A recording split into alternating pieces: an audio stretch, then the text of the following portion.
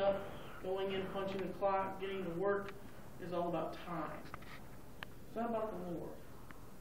In the spiritual realm, we look at God, which we exchange our faith for what we are after, which is the promises of God.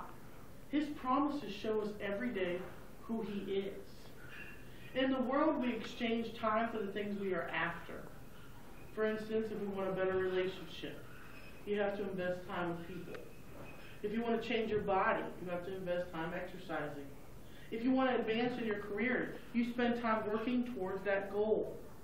You probably have a list of New Year's resolutions that you're working on, and in order to see them through, you have to come to pass the time. You have to invest time for those things too. See, time is all about the world. What is God's time, though? The power of 30 minutes can wreck or redeem a life. Think about all you can do in 30 minutes. You can have lunch, you can watch television, you can check your Facebook, or you can work on your goals and dreams that you want to desire. Getting ahead or building a relationship, or you can grow with God. The time passes anyway. You decide if that time is used to help you get ahead, or if it's not to get ahead. See, sin can take a lot of things for granted in our life. For instance, time can be sin, such as gravity, air, daylight, and time, yet time is one of God's most precious gifts to us. It is the most significant, non-renewable resource at our disposal right now. We have less of it remaining with each passing day. When God gave that gift, He intended for us to use it carefully, intentionally, wisely, and productively. Are you using your time product? Are you using it wisely? Are you humbling God? If your life is a gift from God, and it is a gift from God, and time is the organizational foundation of that life, then you are honoring His plan and blessing Him with the fruit of your life when you use your time well. To bless Him with your fruit.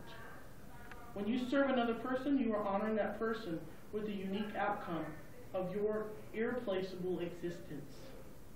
Your time is invaluable. You will never get lost time back. And nobody can eliminate the results of time well invested. A wise person will try to use his time for the highest power. Isn't that amazing? Man will use it for his highest power. He'll use time to get ahead in money, in greed, but we teach others in God to get ahead through God.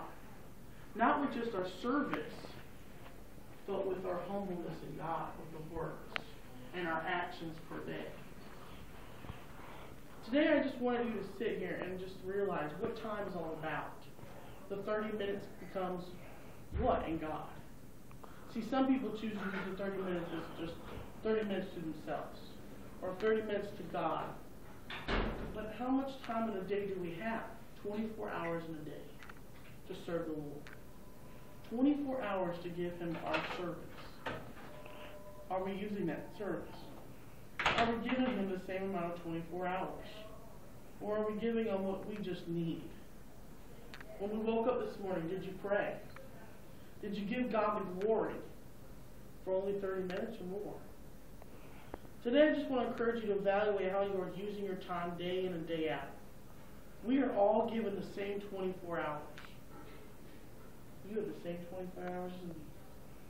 On the other hand, you have the same 24 hours as me. We are all given the same hours. It's what we do with it that makes a life.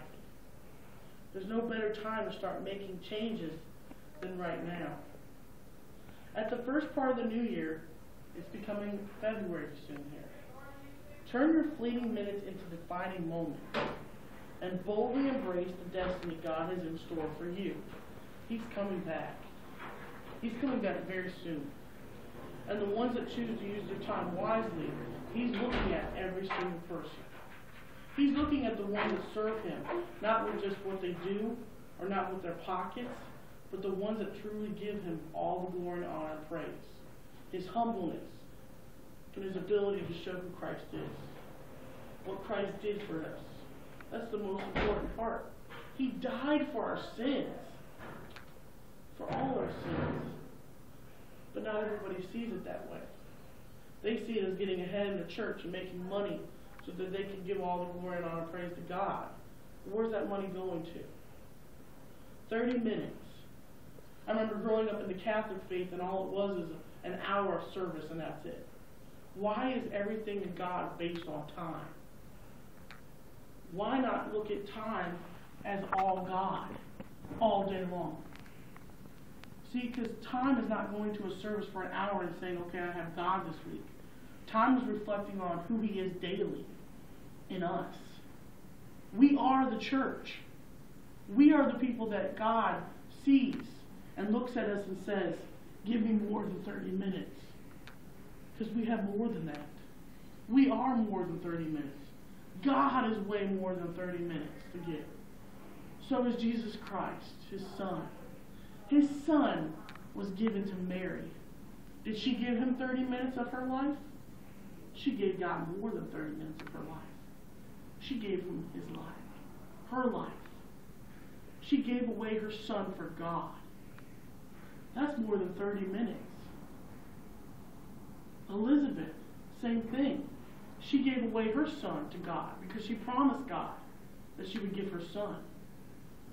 Both met in unity with the babies inside them, bouncing off one another, Jesus' spirit. She gave him God. Elizabeth gave him God. But that takes more than 30 minutes, doesn't it? Isn't that amazing? Everything in the Bible shows us that it's more than 30 minutes. Down to how Jesus' journey, how Jesus' childhood, He had to go to the temple, how He served man by not with just His walk, but with what He said and does. Even His apostles.